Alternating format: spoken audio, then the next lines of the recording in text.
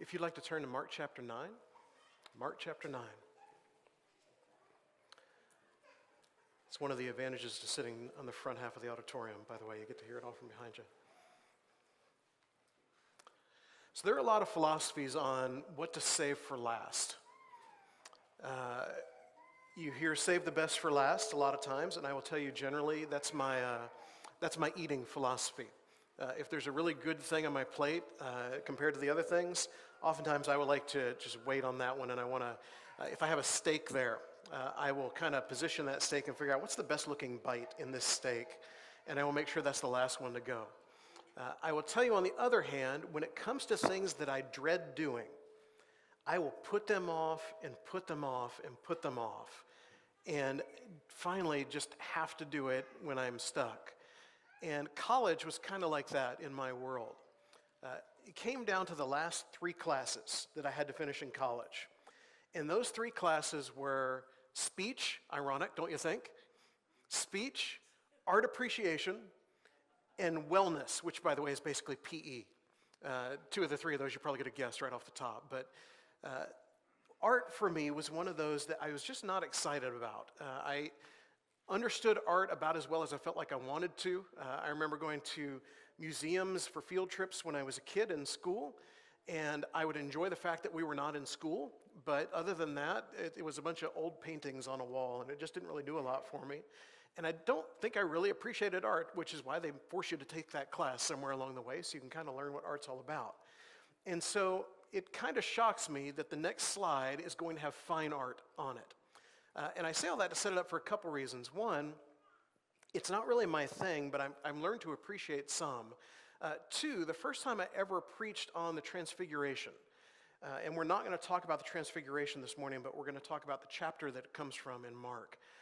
The first time I preached on it was in Eugene, Oregon, and that week, if I remember right, and my memory plays tricks on me sometimes, but if I remember right, was the week that my art appreciation professor was there visiting our family in Eugene, Oregon. We're friends now, which is kind of funny. The art appreciation guy was not excited about taking the class up. We're actually pretty good friends. And he drew from the sermon on the Transfiguration as I was preaching it. He drew it on a whiteboard in front of me, so I had no idea what was going on other than everybody was watching it instead of me, which was fine. And I saw it later and was just amazed by what he had done and that somehow that came to him while we were there. But I did not take the opportunity to show him that I knew something from art appreciation, like I'm going to show you today. This is The Transfiguration by Raphael. He's a Ninja Turtle for the non-art people, but for the art people, he is a fine painter of way back when. He worked on this painting from 1516 till his death in 1520. There's a lot of debate in the art world, any world you get into, I guess there's debate, but there's debate in the art world about whether he actually finished this or if it was one of his pupils that finished it for him. But regardless, people look at this painting and think of all the things Raphael did, and he did a lot of really well-known paintings and things that are in museums today, that this one that now hangs in the Vatican was his best work. And they think that for a lot of reasons. We'll talk about a few of those during the lesson today because they fit into what we're talking about. But I don't want to set on the Transfiguration. We talked about that either last year or the year before, and I'm pretty sure we will talk about it again next year in the Gospel of Matthew. But what I want to talk about is what happens when Jesus comes down from the mountain. There's a theme in Scripture about coming down from the mountain and how things seem to fall apart when that happens. If you'll think back to Moses. Moses is up on the mountain getting the 10 Commandments. He's there with God. Can you imagine what an experience that would be? And he gets these commandments from God, and then he comes down off the mountain to find that the people in the valley below are already breaking several commandments. And he's bringing these things down on stone tablets, and there they are breaking the things that he's coming to tell them. And then you find Elijah, and Elijah has this great victory over the prophets of Baal on the mountain. And everything is going just right, and as he comes down off of the mountain, in 1 Kings 19, we find that Jezebel now wants him dead. And so even though he's had this victory where God's power has been shown, as soon as he sets foot off of the mountain, he's fearful, and he wants to run away and go. And then we find Jesus. We find Jesus in the painting that we looked at here where he's transfigured and Moses and Elijah are there, and it's this unbelievable moment. Then he comes down from the mountain, and it's chaos again.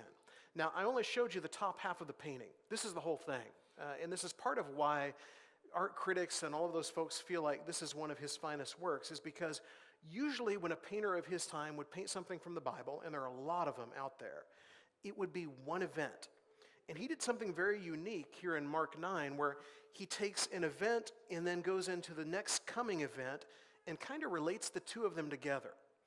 And we see in the life of Jesus and the life of the apostles that there is this great event going on at the top of the mountain, at the top of the painting here. And then as they move down, it becomes the chaotic world again. And isn't that kind of how the mountaintop experience works? If you have had one of those in your life spiritually, how long does it take before that begins to fade and what you find yourself caught up in is the chaos below? And so as Jesus comes down off the mountain, he comes into the middle of an argument. It says in verse 14 of Mark 9, when they came to the disciples, so it's Peter and James and John and Jesus coming down off of the mountain. Part of the theory, by the way, is why we get this story beginning where it is that a lot of the material that happens in the book of Mark are things that Peter experiences. And so there are a lot of Bible scholars out there that feel like that Mark probably got a lot of the stories as eyewitness accounts from Peter. And all this happens through the Spirit, and we understand that, but it's not just as maybe you imagined it somewhere in life, an apostle or a gospel writer with a quill in his, they weren't using quills, by the way, but with a quill in his hand, going into some kind of trance as the Spirit moves his hand to write these things. They got these stories in a lot of different ways, and the Spirit leads them to what's going to be written, but Peter may have given some of these accounts, which is why Peter would not know what was happening below there on the mountain, because he's up on the mountain with Jesus. And so they come into the midst of this argument. And then the people notice them there. It says they came to the disciples. They saw a great crowd around them and scribes arguing with them. And you will notice something that I think is a truth we can gain from this, which is separation from Jesus makes things spin out of control. When we find ourselves separated from Jesus, and when the apostles do, look back through the Gospels and see the times where Jesus is not there and notice what happens. Notice how they jump to conclusions. Notice how sometimes they find themselves in the midst of an argument that cannot be settled. It is, in my mind, it's that moment where the teacher leaves the room to go to the office for something and comes back in and finds a group of kids, chairs flying against the wall and all kinds of things going. It's just complete chaos for a moment. And you would like to think they would have it all together and they know how to behave and what to do, but so often we lose track of what's going on when the leader is gone. And so when Jesus is gone, things get chaotic, and there's this argument that develops going on. So immediately all the crowd, when they saw him, were greatly amazed and ran up to him and greeted him. They know that Jesus is able to do something that other people are not able to do. And so this argument, we're going to learn here in a minute what it's about. But they realize that as much fun as the argument is, and it can be fun sometimes, can it? They want to get away from that. And they're looking for a solution to what's going on. So when Jesus approaches, they see him, they're amazed by him, and they run to him. He asked them, verse 16, what are you arguing about with them? What's the most important thing here? Because sometimes, isn't it our tendency when we get in the midst of the argument to forget what it is we're doing or who we are or what the point is? You ever find yourself in an argument with your spouse, for those of you who are married, and midway through it, I guess you never argue, but if you do, or if you've heard of things like this happening, if there's an argument, a disagreement going on, do you ever find yourself midway through it forgetting what you were arguing about in the first place? We oftentimes get so focused on the disagreement that what the disagreement is doesn't even really matter anymore. We're just so involved in it at that point. Or maybe we get so focused on the disagreement, we forget what the important thing is that we're trying to figure out. I went to get in my truck this morning, and I got to my truck, and I thought to myself as I opened the door, forgot my mask, need to go back for the mask. And so I walked back around my truck, around my garage, got to the door, unlocked the door again, opened the door up, and as soon as I opened the door, I thought, what did I come back here for? I had no idea, and I literally stood in my laundry room for about a minute and a half, and then finally it hit me. Mask, they're literally a foot away from me on the counter in the laundry room, and it hit me. So often when people get distracted, especially, they forget what they're arguing about in the first place. And so Jesus sees this big disagreement, and maybe it's his knowledge of people, or maybe it's just his understanding of people, but he asks them, what's going on here? And so someone from the crowd answered him, teacher, I brought my son to you. We learn quickly it's not just someone from the crowd. Someone from the crowd answers, "Teacher, I brought my son to you, for he has a spirit that makes him mute. And whenever it seizes him, it throws him down, and he foams and grinds his teeth and becomes rigid. So I asked your disciples to cast it out, and they were not able." How difficult must this be for a parent? I imagine all the emotions of the crowd, maybe some people waiting there to answer. Peter would normally be the one to jump in, but he actually doesn't know what the argument's about. And so this man speaks up, and as he speaks, there are probably apostles who are sitting there thinking, that's not exactly how it happened. It's not our lack of power or ability here. We've done this kind of thing before. Or maybe the scribes who are saying, see, they don't have any power. It's like we were trying to tell you in the first place. You're coming to people who can't do anything about this. But in the midst of all that, you have this father. And if you could imagine for a moment what it would be like to be this father, to find out where Jesus was and to go to where he was, only to find out that his followers are there, but not even the top tier of his followers, if you want to break the disciples down into groups. He's not there. The main three apostles that he seems to do more with than anyone, they're not there, but this other group is there. And all you want is help for your son. And so finally, when he shows up again, you just can't wait to tell him. And so as soon as he asks the question, you jump in and tell him what your life experience has been like with this and what it is that you needed. And he answered them, "O faithless generation, how long am I to be with you? How long am I to bear with you? Bring him to me." So who is the faithless generation? You will learn, by the way, if you were to go out and consult some Bible commentaries on this, there's a lot of discussion about this. There are people that are convinced he's talking about the disciples because they're the ones who don't have the ability to do what they should have the ability to do. There are people that are convinced he's talking about everyone other than the disciples because of the Greek words that he uses. There are people that are convinced that he's talking about the scribes who are there because they're oftentimes the opponent in this.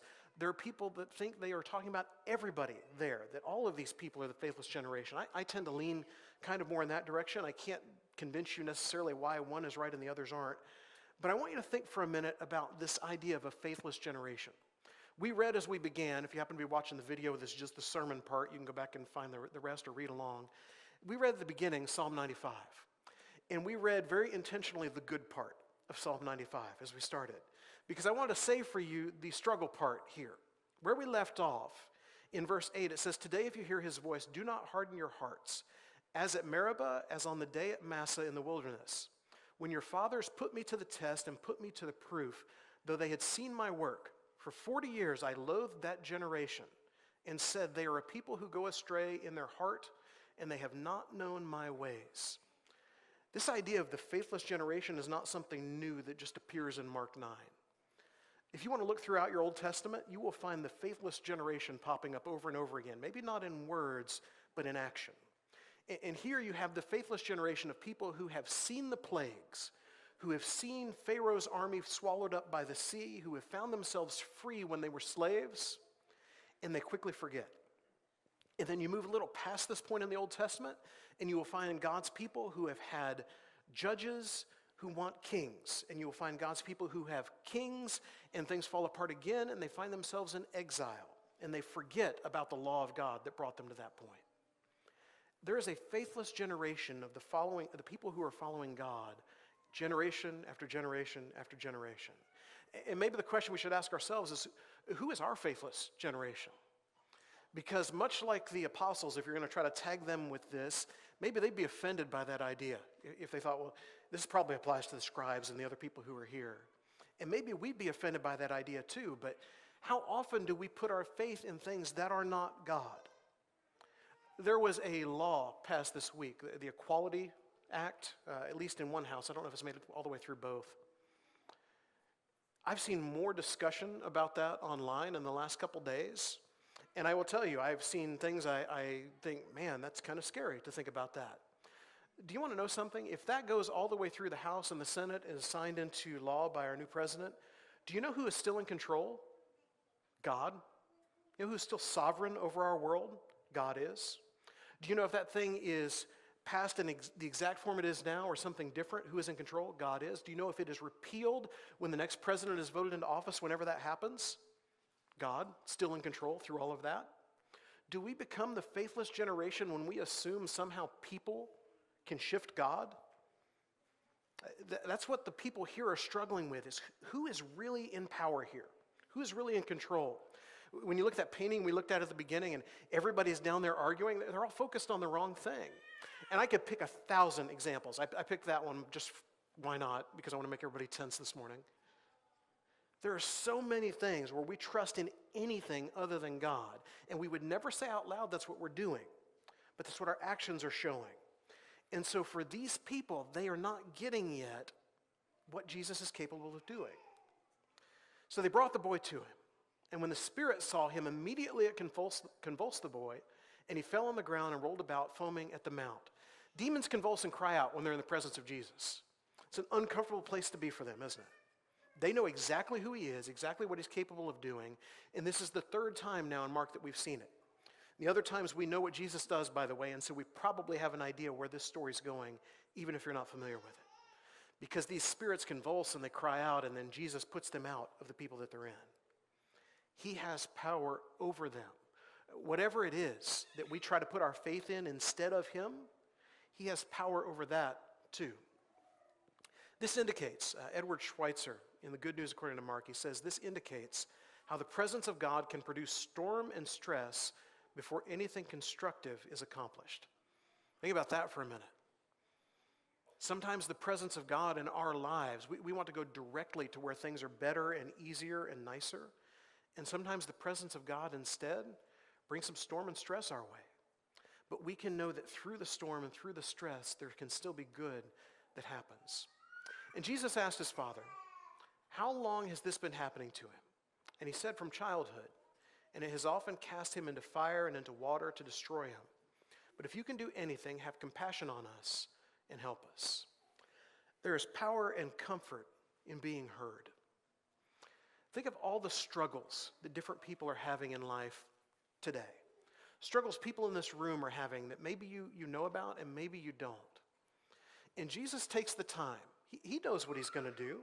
He knows where this whole story is going to end. And still he takes the time to give this father the opportunity to tell the story of his child. And I asked you before, what would this be like for the father? Some of you know, not through demon possession, but through struggles that your children have had, whether it's health or something else, you know what it's like to be this father. And to have the opportunity to just be heard, how valuable is that? I have a friend on Facebook that in the last couple weeks has had a miscarriage. And she put a post up the other day that talked about the percentage of women in America that have miscarriages at some point in their lives. And based on that percentages, there are a lot of you in the room here today or watching online who have. And she said in that post how they won't talk about it, and it's not a topic that comes up a lot further down the road, but if you were to pick that woman out, and if you knew that had happened, and you were to say to them, how old would that child be today? They could tell you. Doesn't matter how long ago it happened. Doesn't matter if it was last week or 40 years ago. They could tell you exactly where they were, what happened, how old they would be today. There are people that go through so many struggles. And the beauty of the story of Jesus is he doesn't just heal here. He doesn't just get rid of the demon here. He takes the time to allow the Father to be heard. Because in the midst of that argument, I don't know how much of that was going on.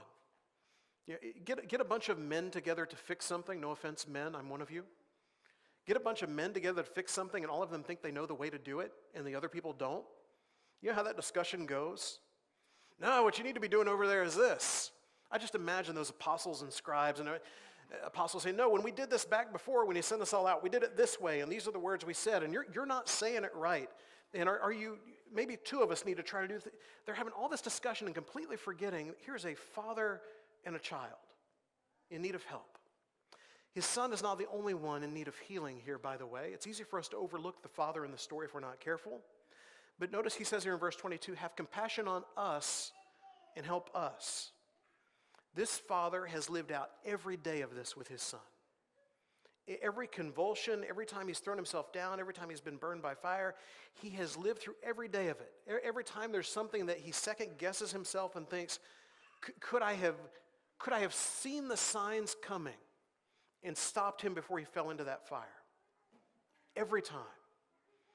And when he brings the child to Jesus, it's not just the child that's in need of help. It's him too.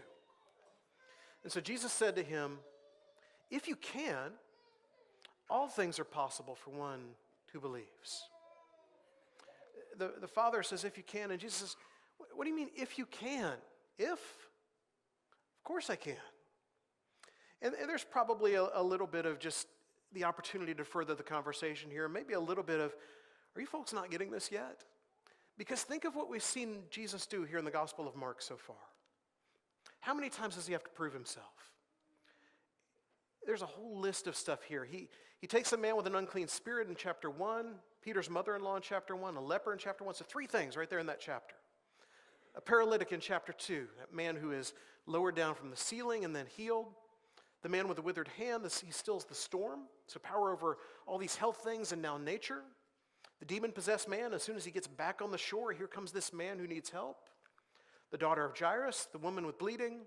He fed the 5,000. We didn't talk about that one, but he walks on the water. The Syrophoenician woman's daughter.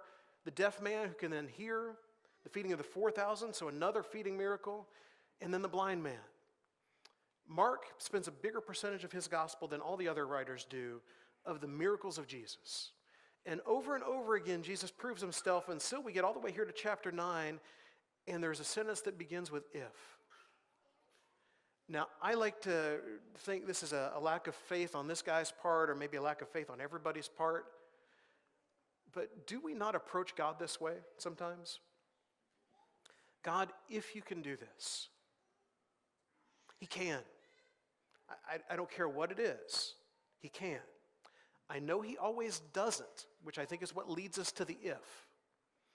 But it's not necessarily an if he can do it. Maybe there is an if he desires to do it, if his will is something else. But he can.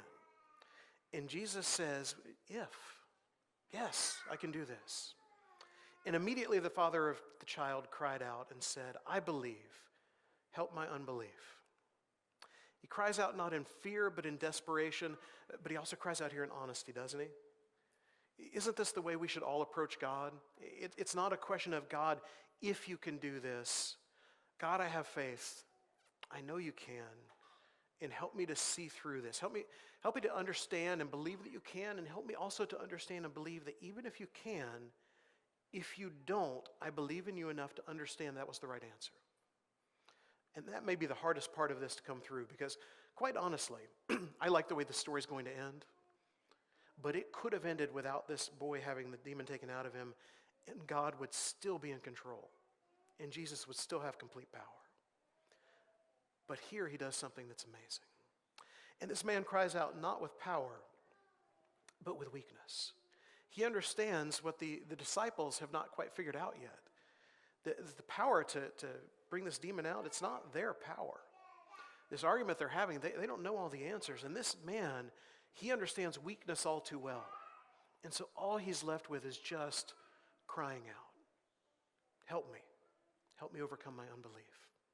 And then he cries out to the only one who can make things right. He's come to guys who have a capability and who Jesus has sent out with this ability to do things, but guys who are just not quite able to do it this time, and he doesn't know why, and quite honestly, we'll find out later in the chapter, they don't know why either. And yet now he understands there is one who can. There is one who can do, and it's Jesus. How often when we struggle, how often when we don't have the answers, how often when we're in need, do we cry out in so many directions other than in the direction of the one who can actually help us? James Edwards in the Pillar New Testament commentary says this: true faith is always aware of how small and inadequate it is. The father becomes a believer not when he amasses a sufficient quantum of faith, but when he risks everything on what little faith he has. When he yields his insufficiency to the true sufficiency of Jesus, he can talk about his son, but he must cry out for faith. True faith says, I am not capable. I am not enough. I'm not righteous enough. I'm not holy enough. I haven't done enough good things. None of this comes from me. This all comes from God. And only God has the power to see us through. And when Jesus saw that a crowd came running together, he rebuked the unclean spirit, saying to it, you mute and deaf spirit, I command you, come out of him and never enter him again. And after crying out and convulsing him terribly, it came out, and the boy was like a corpse, so that most of them said, he's dead. Sometimes things seem worse right before they get better, don't they? It's a weird thing about the way life goes. But for them, all of this, they feel like, is culminated in this moment where Jesus finally comes and he says something and he's going to draw this spirit out of the boy. And now the boy's lying there dead. And it doesn't say that he's dead, but everybody around there seems to think that he is. And they feel like, well, this has not really gone the way it should go. But Jesus took him by the hand and lifted him up, and he arose. He arose. And I said we wouldn't talk about the transfiguration, but I want you to pull back to one verse from that section. 2 verses, verses 9 and 10. As they were coming down the mountain, he charged them to tell no one about what they had seen until the Son of Man had risen from the dead. So they kept the matter to themselves, questioning what the rising of the dead might mean. He was going to rise too. And then they come down off the mountain, and they're not supposed to tell anybody about what they've seen. Hardest secret in the world to keep. And now they come down and see someone who looks to be dead, and Jesus brings them back up. And then not too far down the road in the Gospel of Mark, he's going to seem to them to be dead, and he'll be in the grave for 3 days, and then he will rise too. And when he had entered the house, his disciples asked him privately, why could we not cast it out? And he said to them, this kind cannot be driven out by anything but prayer. They had forgotten the source of the power. Easy for us to do sometimes, isn't it? And I'm as guilty as anyone of this. Sometimes things are going so well spiritually, sometimes things are going just right, and we feel so close to God that we forget about the fact that it's not all the good that I'm doing, it's not all the great ways that I'm trying to be righteous and all of that, it's still him. I'm not earning these things, God is giving these things to me as a gift. And for the apostles, who some of this healing and miraculous stuff was becoming a little bit old hat to them, they forgot, this is not us. This is not our words. This is not our deeds. This is not how great we are. This is the power of God in us. It's the beautiful thing about this painting, by the way, because as you look at the chaos below, as the good is happening above, you may notice a few people here who are pointing. And they get it. These people get the fact that everything that is not going right down here, there is one who can make it right. Sometimes I feel like there need to be some people in our lives that just take that moment to point us in the right direction. When you feel like it's all going wrong and it's all chaos and you can't figure out why you can't fix it, to be reminded that the reason we can't fix it is because we're not capable without the help of God. We cannot make it through these things without the help of God. And all of these people in the midst of their chaos, when they're finally drawn back to their senses, realize that it is the power of God that can do this. And how do we tap into that? I think Jesus gives us a clue here with prayer. This is the first time in the gospel that Mark mentions the need for prayer. Now, he talks about, if you go back through the Gospel of Mark, Jesus praying. He talks about people who pray. But there's never really an indication or a command that this is something you need to be doing. And here we see that prayer is directly connected to something good happening. And so Mark draws us into prayer, draws the disciples into prayer and us through that example. Mark connects also here faith and prayer. What is the struggle of this man? He has faith, but he needs help with his unbelief. He needs Jesus to help him draw from the point where he cannot have enough faith to get through all of this to making that faith better than it is. And when we're willing to admit our weakness, then we can ask Jesus to do the same for us. We need to be people who have a stronger faith, and that comes through prayer. Prayer, Walter Gunman would say, prayer is faith turned to God. You take your faith and you direct it in the right way because prayer calls us beyond our own abilities. The disciples didn't recognize their lack of ability to do this until it didn't happen. Too often that's the way for us too. Everything falls apart, we can't seem to put it back together. We've tried everything, nothing works, and then we are drawn to prayer. And Jesus would tell us, don't make that your last resort. Make that the place you go to begin with. Prayer reminds us whose abilities we rely on and provides a way for us to cry out with the needs of our heart. You'll notice the way the verbs change for that man as he's telling the story of his son, because he just talks to Jesus. He just tells the story when he's talking about his son. But when it reaches that point of if, and Jesus is saying he can, the man cries out. And sometimes within our prayer, We reach that point too. It's all rational and planned and all of that, but sometimes there is a point where all we can do is just cry out to God. And later in Scripture, we'll learn that when we cry out and we don't even know the words to say, the Spirit intercedes for us. The Spirit has the words that we don't even have to say. And in James 5, the brother of Jesus writes these words, "And the prayer of faith will save the one who is sick, and the Lord will raise him up. And if he has committed sins, he will be forgiven. Therefore, confess your sins to one another and pray for one another that you may be healed. The prayer of a righteous person has great power as it is working." Because through prayer and through Jesus, all things are possible. This morning, if you look at your life and you feel as helpless as that father, you feel like you have tried everything, you have gone to people who should be able to help and they can't, and you just are at your wit's end with all of it, know that Jesus is there for you, ready to hear you, and that God, through his Son and through his Spirit, has the power to help you if you'll just go to him. If you need to turn your life around for the first time, repent of the things you've done, confess his name, be baptized into him, he has the power to change your life. Or if today you find yourself in a place where you have fallen into the chaos of the disciples and the scribes and everyone else who was there as Jesus is off somewhere on a mountain, know that he is here among us and that he holds the answers for you if you will just come back to him. If we can help you in some way this morning, please come while we stand and sing.